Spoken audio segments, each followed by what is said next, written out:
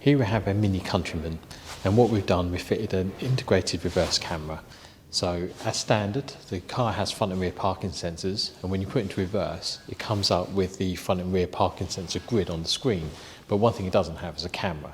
So what we've done, we installed a discrete camera and integrated it into the factory screen. So if I just show you the camera, so if you come around here,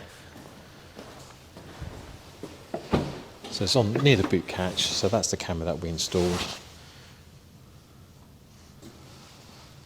As you can see, it's nice and discreet.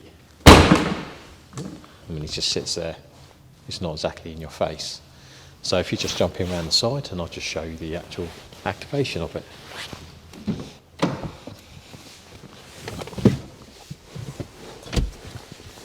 Right, so this is the factory dash. That's the actual screen, the stereo.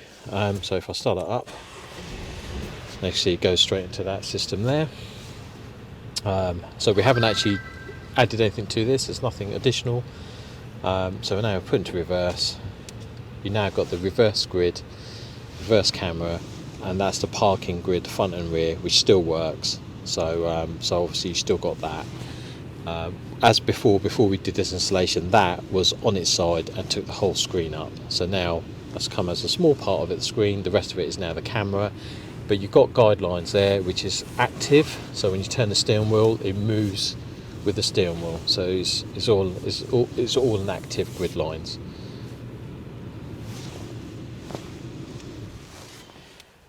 And that's pretty much it, really. So that is an integrated reverse camera that we fitted into this Mini Countryman, which is a 2022 model.